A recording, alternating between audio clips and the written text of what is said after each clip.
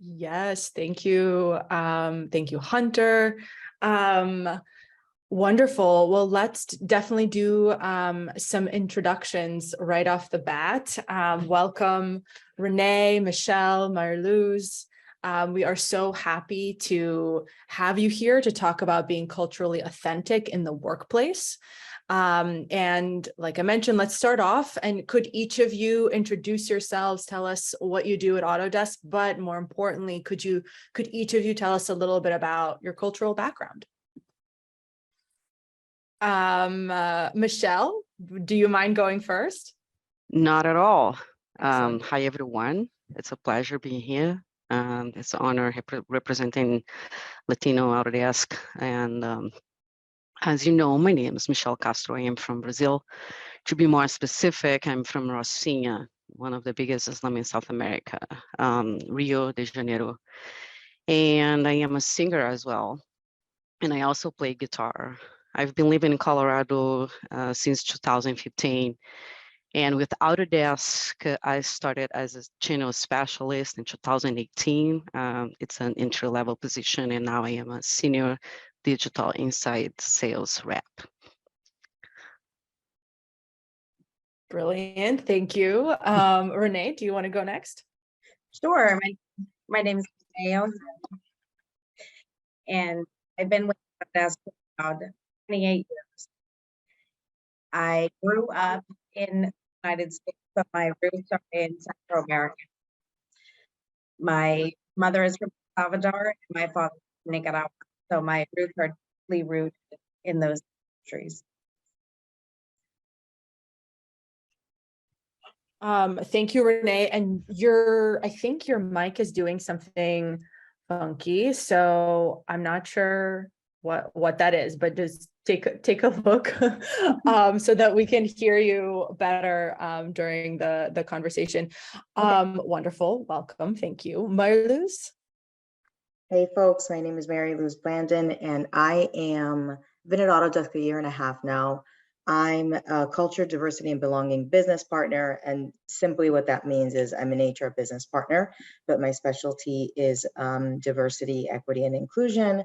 I support one half of our organization, and then I have a colleague who supports the other half. And my family is from Colombia. I hold dual citizenship, so I'm a citizen of. I was born in the States, but I'm a dual citizen. And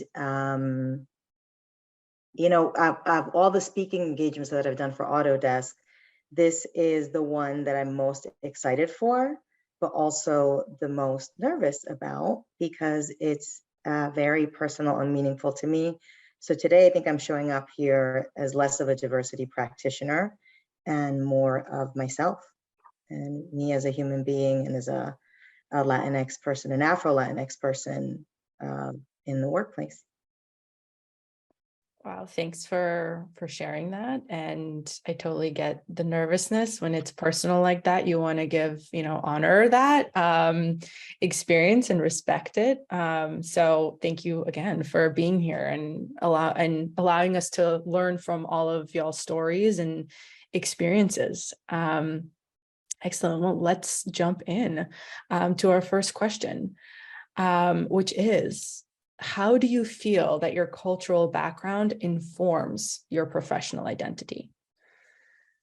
And I'm okay with whoever wants to take a stab at the question first. Feel free to jump in.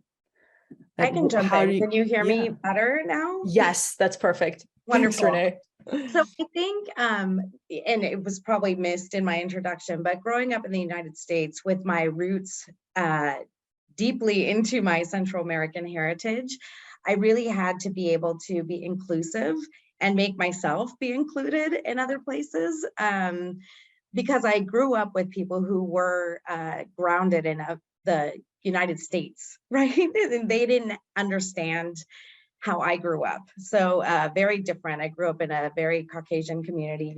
I was a bit of a unicorn. So I think that bringing that to Autodesk has helped me to include people where they felt excluded and include myself. So become a lot more assertive than maybe I would have been otherwise. I love that. Michele, I see you took yourself off mute. No, I was just going back to where I was. But I think the professional lifestyle, it's very well aligned to your personal lifestyle, right? And that's beyond the cultural background for me, my point of view. So, like, for example, I am a go-get person, right? And in here you call that hard worker, but in South America, that's, I mean, from the place I am, all right? I am from. That's how you have to be. You have to be like that. So I grew up having to fight every day. So, but that became my natural being, right? I'm not. I never felt like I was doing something extraordinary. So, but besides that, I think the biggest contribution that we as a multicultural, right, and multilingual people can give is being open for other cultures. I think I was never in a place that I was working with so many other people from another culture. So in Denver, my office, I work with like 17 different countries, people from 17 different countries. So I think the biggest contribution would be being open and more accessible and more inclusive to other cultures as well. I love that. So the first being that a part of your cultural identity is being a go-getter, working hard, which naturally translates into your professional identity. But on top of that, Right. you're able to interact with so many people who come from other cultures. That's yes, correct. Comes as a part of it. That's beautiful. Mariluz, what about you? How does your cultural background inform your professional identity? You know, you'll often hear, specifically when it comes to being a diversity, equity, and inclusion practitioner, that lived experiences aren't what make you an expert. That, you know, you need to have like practical knowledge, you have experiential knowledge, the bag of, I think, intellectual assets that you acquire over time. But I disagree with that. I think the thing that makes me most qualified to do this work is my identity and where I come from. I grew up in this really, really, really poor little city in Rhode Island. It's a 1 square mile. It's predominantly Latinx. It's where Viola Davis is from. And I think just given what you were supposed to be and where I wound up, it gave me a great appreciation for understanding that what are the most important determinants of whether or not you're going to have access to elements associated with a good life is dignified employment.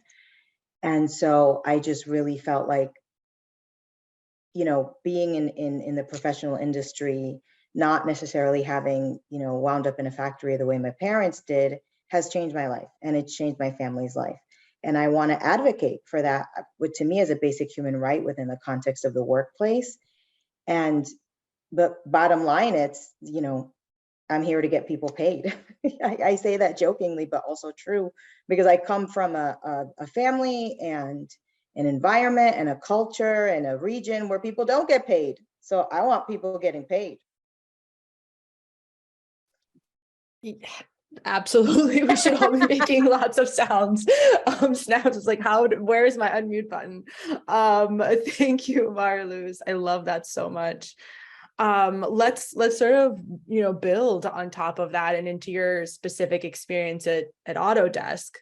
You know, how has your cultural identity been perceived in work environments that are maybe not as DIB focused as Autodesk? You've already kind of touched on that a little bit, Mariluz, but I'd love to expand on that.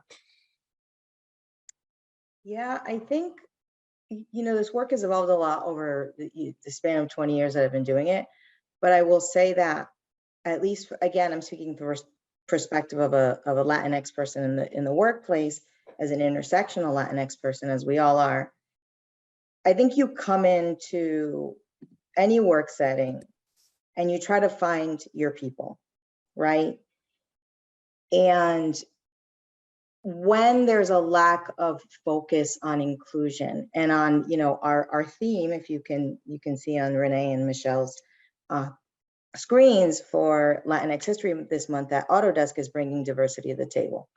But when you're in spaces and institutions and workplaces where the diversity of Latinidad isn't understood or celebrated, you get clustered, right? Your community, Latinos get clustered into one.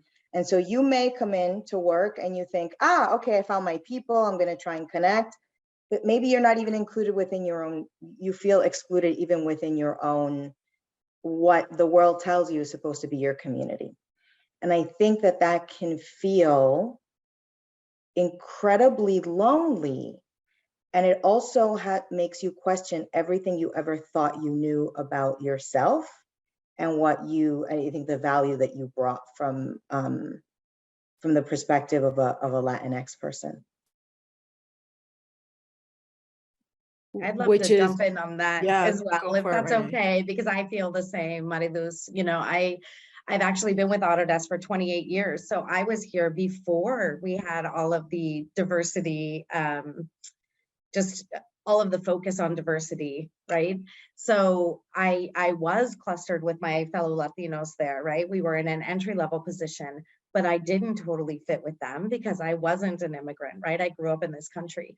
So I would say to the outside folks at Autodesk way back when, I was seen as very assertive and loud, right? That's totally my culture right there in a nutshell, assertive and loud. But I do think it helped me to grow, and I got to bring diversity to the table within Autodesk. I've been part of different diversity initiatives here, so I'm proud of that.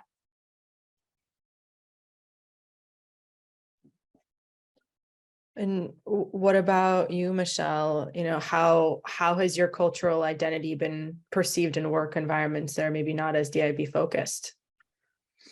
Well, it's been, I totally relate to what Mariluz and then Renee said. I've been in the United States for 7 years only, right? But every time I go back home, I feel weird. And I go back every year.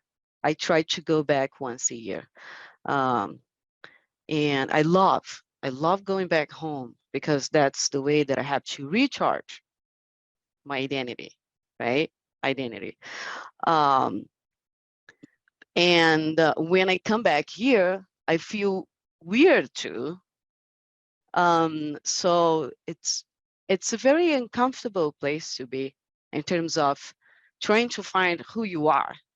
It's very uncomfortable, but it's also positive, I would say, because that puts you in a place that you would not be thinking deeply of what is your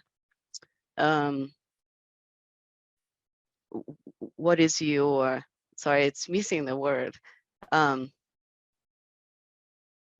What is your value? Like, what do you bring into this world?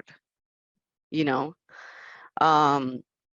So I still don't know. I like we had the chance to talk previously.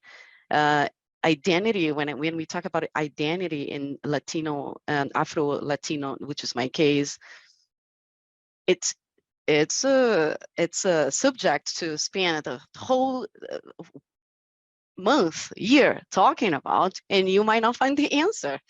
So it's just great to be in a place that you can at least struggle with that. Yeah, that is, I completely agree with what Michele said, because I can tell you that just grappling with being forced, being forced into this position where you maneuver through this world and it doesn't matter where you go, but you're gonna get the question, what are you? Yeah. And it feels like your answer is never satisfactory to anyone. Yeah. And so it forces you to go, oh, well, what am I? Right? I grew up, my parents, you know, with a lot of pride in being Colombian, but also not presenting the way that a lot of Colombians do, at least in at least that's what I was told growing up. And so it makes you go, okay, well, I need to understand what's at the root of this. What are you? And everyone's confusion about where I come from, and it pushes you to dig. And I think, to Michelle's point, that like those very like challenging, heartbreaking times also make you reflect on your own value. And you know, the title of this talk is owning your cultural identity, and I think that's precisely it. It's about, no one gets to tell me what I am. Yeah. Right? No one gets to do that. And I don't have to give anybody a satisfactory answer. It's okay if I decide that I'm not, quite frankly, going to even use the term Latino, right? I'm going to say I am, you know, intersectionally indigenous and of Afro descent. It's okay if you still don't know. It's okay if you don't want to arrive at a definition. It is about it's about taking your own agency back and not letting other people say, this is what you are and what you aren't, because I think we're always going to come across others who will try to gatekeep identity for whatever reason. So it's about saying, no, you don't get to do that. It's incredible because also in the process, you've developed such a muscle of just like questioning and having that self-awareness, which is a power in and of itself, that, you know, translates to obviously how you go about in the world, including in the workplace, which I think ties back into Michelle's point of like, how does my cultural background or identity reflect in a professional environment? Well, I'm just like instinctually like can interact with people from diverse backgrounds and include them because I get it from just your own experience and always like practicing that, which is amazing. Thank you for sharing that. You know, how did you know that Autodesk was the kind of place where you could show up as yourself culturally without having to maybe code switch or assimilate to some sort of monolithic Latinidad? You know, Renee, do you maybe want to go first? Yeah, I've been here a really long time, right? Yeah. Autodesk has always been, had kind of a family first mentality, right? So to me, that identified with my culture completely. Family is always first. I've stayed a long time at this company, right? And I've been able to grow and succeed being the only Latina in my spaces, right? I work with engineering teams, and I think I might be the only the only person with my background in those teams. So now I even forgot the question. I was so passionate about it.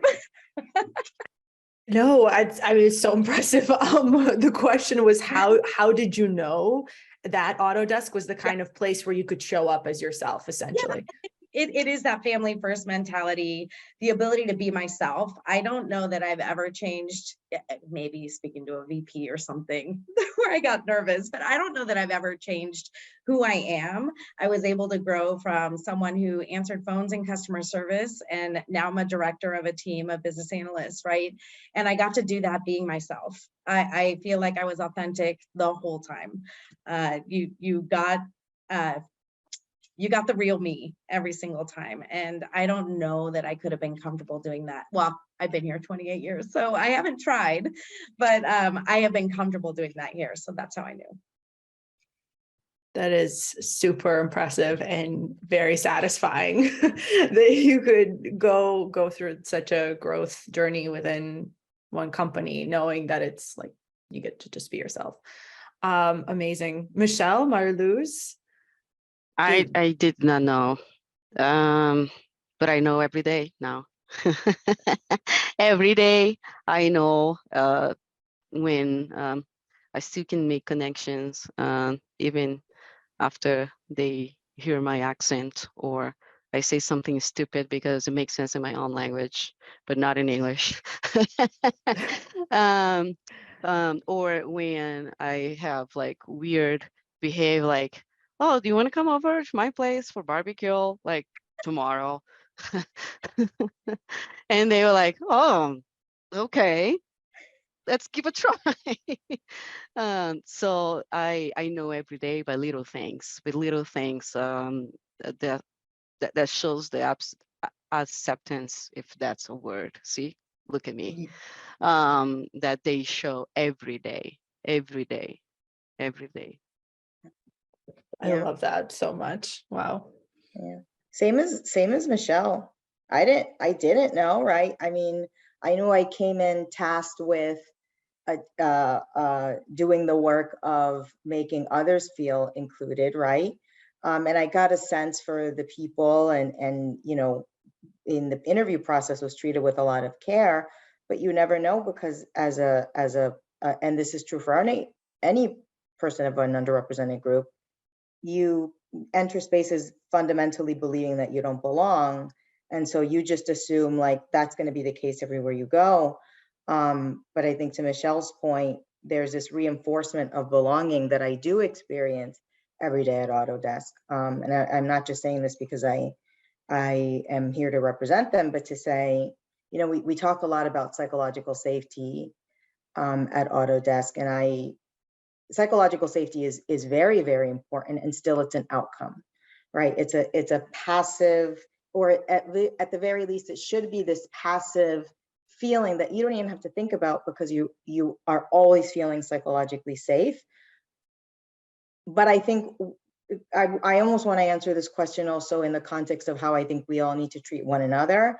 And it's not for us. We don't bestow psychological safety on other people, right? We bestow other things that lead to that psychological safety, right? It's psychological dignity, it's psychological respect, it's psychological agency, right? So that we engage in discourse and dialogue with our colleagues, where the spaces are jointly negotiated, where we don't approach conversations or problem solving or decision making from a place of dominance, right? Or by that I mean cultural dominance, but really I think conversations that make people feel uplifted, and in that, then you yourself, if you're on the receiving end, and I hope most people are, or everyone is, then you feel safe, and then you're like not blocked. So you show up as yourself, and you show up as your best self, and you perform, and you're innovative, and so yeah, I think it's a matter of, I didn't know, but now, like to Michelle's point, now I do, and there's these little sort of miraculous moments that you experience, where you think, wow, this, you know, I just had an interaction with someone, and it's clear that they really see me, that they really value me, that they care about how I maneuver in my day-to-day Autodesk life.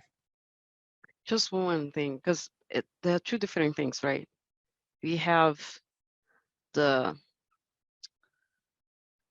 like the company that advertise themselves like, we are open mind, we are diverse, we are whatever. But one thing is like, what do you say you are, and another thing is what you are in actions, right? And I have this sentence, it's a Brazilian writer that I love, but it's very hard translating to English, but it's like, viver ultrapassa qualquer entendimento. So you can have an understanding of something, but when you experience in that overcomes any writing. So that's my experience at Autodesk. I every day experience inclusion. I every day experience diversity. Every day they are very nice to me and very patient with my accent and English grammar mistakes, little mistakes. So that's great, because you learn also that what you can do, it's more than speaking English the same way as a native. Thank you, Michele, and I'm so glad we got to hear you speak your first language, I guess you can say, I think, Oh, yeah. right? My mother language, Portuguese. Beautiful. Okay. Mother language. Brazil, There we we speak go. Portuguese. Nice. We actually have a Portuguese talk today, which is pretty Oh, cool. nice. Yeah.